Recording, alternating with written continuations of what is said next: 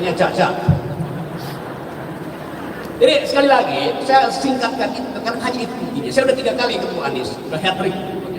Dan heran, saya diundang terus di forumnya Anies, di forum lain saya nggak diundang.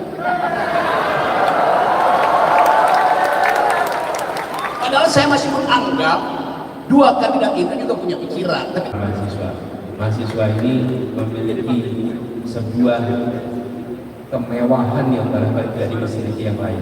Punya kekuatan intelektual, berada di dalam ekosistem akademik, mememban peran sejarah sebagai generasi yang maha atas kesiswaannya, dan berjarak dengan kekuasaan, baik kekuasaan politik, kekuasaan militer, kekuasaan ekonomi, sehingga punya ruang untuk objektif. Dan kami melihat ke depan bahwa peran ini harus dijaga, kritis harus dijaga. Dengan begitu republik ini terasa sebagai republik yang demokratis. Bapak sekalian, kita nanti akan berdiskusi, membahas banyak hal, dengan senang hati menjawab dan merespon aspirasi harapan. Tapi kami juga berharap Bapak sekalian, teman-teman semua, kami mendekati proses pemerintahan sebagai kolaborasi, kooperatif. Artinya apa? Bukan hanya segala solusi datang dari pemerintah. Sebagian solusi itu justru datangnya dari masyarakat. Yang dimiliki negara adalah kewenangan. Dengan kewenangan itu punya kekuatan fiskal. Tapi negara belum tentu punya kreativitas. Negara belum tentu punya inovasi. Negara belum tentu punya pemahaman mendasar atas kondisi di lapangan. Negara belum tentu punya jaringan atas apa yang sesungguhnya terjadi di lapangan. Rakyat yang punya. Karena itu saya berharap sore hari ini bukan hanya mendapatkan pertanyaan, tapi kami juga berharap mendapatkan ide gagasan dari anak muda untuk Indonesia ke depan. Ide dan gagasan inilah yang kita butuhkan. Dengan begitu kita belanja ini, belanja gagasan pada anak-anak muda. Dan anak-anak muda sering berada di dalam tabir ketidaktahuan, veil of ignorance. Apa tabir ketidaktahuan itu? Tabir ketidaktahuan membuat kita bisa berpikir dengan jernih dan adil. Kenapa? Karena tidak tahu konsekuensinya. Harusnya begini, harusnya begini, tanpa memperhitungkan dapat apa, berapa besar, dapat di mana. Kalau sudah lewat itu, Anda akan tahu konsekuensi dari setiap usulan. Itu yang kami maksud sebagai keuntungan berada di dalam tabir itu, sehingga dingin, objektif, dan insya Allah orientasinya pada kebermanfaatan. Terima kasih. Assalamualaikum warahmatullahi wabarakatuh. Terima kasih Bapak Anies atas gagasannya. Beri tepuk tangan untuk Bapak Anies Baswedan. Baik, teman-temanku semua, rekan mahasiswa, sepertinya kurang afdol kita tidak mendengarkan review dari panelis. Maka dari itu kami persilahkan kepada Bung Rocky Gerung untuk memberikan reviewnya. Oke, ada istilah diucapkan oleh Anies Baswedan, real honor. Ada yang tahu nggak istilah itu? Anda aja mahasiswa asing dengan istilah itu, apalagi politisi.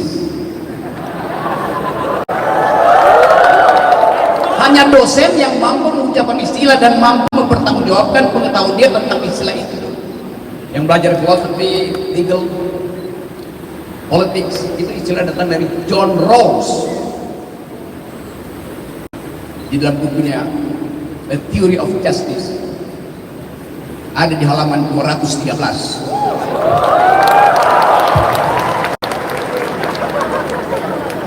Jadi kita mau kalibrasi isi kepala dari elit kita. Anda bisa bedain nggak antara kalibrasi dan hilirisasi?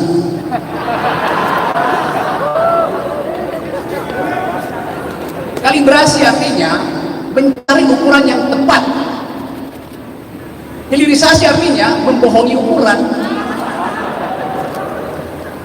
Dan kalau misalnya calon presiden, calon wakil presiden bisa melakukan hilirisasi, dan kita hitung hulunya apa, Kalau kita menaikkan tax ratio, menaikkan pertumbuhan ekonomi, hulunya apa? Inputnya apa ya? Yang biasa disebut capital out ratio. Hari ini, malam nanti akan ada 9,5 juta manusia Indonesia tidur dengan perut kosong. Adanya di hulu mereka. Per hari ini stunting itu ada 24%.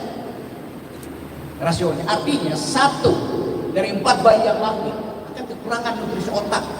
Artinya otaknya tidak akan berkembang atau defisit 20% ini dapat Profesor Mutakin yang ahli bedah otak. Tapi dia cuma bedah orang yang ada otaknya. Per hari ini ada 60 juta pemuda Indonesia menunggu lapangan kerja. Jadi semua itu ada di hulu. Kalau dia dibawa ke hilir, dihilirisasi, yang dihilirisasi adalah membersihkan yang itu supaya produknya bagus. Jadi hilirisasi artinya membersihkan kedunguan. Itu dasarnya. Kalau kita bicara secara makro, secara konseptual, Anies Baswedan, calon presiden, dia berupaya membawa kita pada harapan dengan keutuhan berpikir, bukan sekedar dengan main-main statistik, semacam hilirisasi. Itu yang kita penting.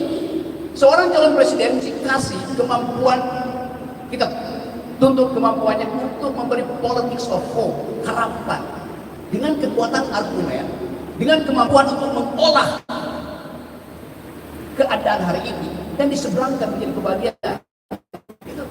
Itu calon presiden. Anda bisa bedakan antara presiden,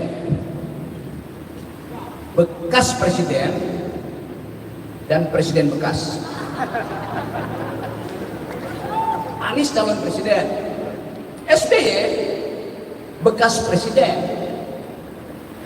Ada orang yang mati presiden tapi udah jadi barang bekas, gak berguna lagi.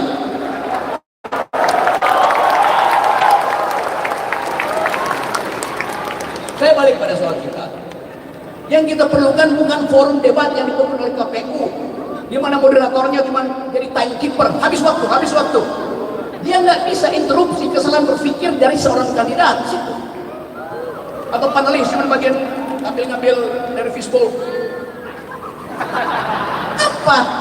Ini baru debat, tempat kita menguras pikiran dan mengupas pikiran.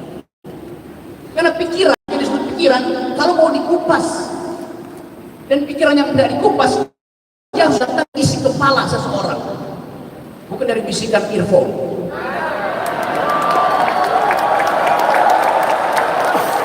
Dasarnya itu. Jadi teman-teman, saya percaya bahwa kalian akan mampu mengupas isi pikiran Kak Imin dan Cak Anies. Bodohnya Cak.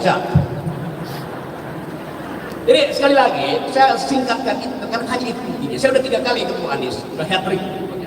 Dan heran, saya diundang terus di forumnya Anies. Di forum lain saya diundang. Padahal saya masih menganggap 2 kandidat itu juga punya pikiran. Tapi kalau nggak bisa dikupas, itu kan pikiran. Pikiran hanya suatu pikiran kalau bisa dikupas. Pikiran hanya pikiran kalau ada yang membantah pikiranmu, itu namanya berpikir. Jadi teman-teman semua, percayakanlah bahwa Indonesia harus dihidupkan dengan diskurs pikiran, dengan alat analisa yang ada di kampus-kampus, itu metodologi. Nah, kita ingin perdebatan itu metodologis, bukan sekedar ideologis, metodologis, supaya ada hal yang dikuras. Nah, saya perpendek ini, saya ucapkan dengan cara sama dalam demonstrasikannya, karena saya mesti pergi, saya masih bicara, tapi saya pastikan bahwa saya ingin saudara-saudara memilih seseorang yang pikirannya tebal, bukannya plotnya tebal. Hanya itu saja. Jadi saya pamit pada Anies Cak Imin, moderator, namanya siapa? Agak keras. Saya nggak bisa baca sebutin. Ada baik Pak. Sophie, oke. Oh, Sophie. Ya, Sophie, artinya bijak gitu. Dan profesor saya yang ahli pendapat. Jadi manfaatkan forum ini, ucapkan kejengkelan saudara pada mereka berdua, jangan puji-puji. Kritik mereka berdua, supaya kita pastikan bahwa calon presiden Anda tiba di 2024 karena dikalibrasi oleh pikiran, dikalibrasi oleh universitas. Itu poin saya. Assalamualaikum warahmatullahi wabarakatuh. Waalaikumsalam. Dan hari ini malam Natal, sebagian dari teman-teman pasti ada yang merayakan Natal. Saya ucapkan selamat menikmati perang Natal. Sambil saya percaya bahwa perang pikiran akan ada pada Anies sampai 14 Februari 2024. Terima kasih. Baik, terima kasih pada Bung Rocky. Sekali lagi tepuk tangan untuk Bung Rocky Group. Baik, karena ini Bung Rocky waktunya sedikit sekali ya Bung. Terima kasih atas waktunya. Hidup akal sehat.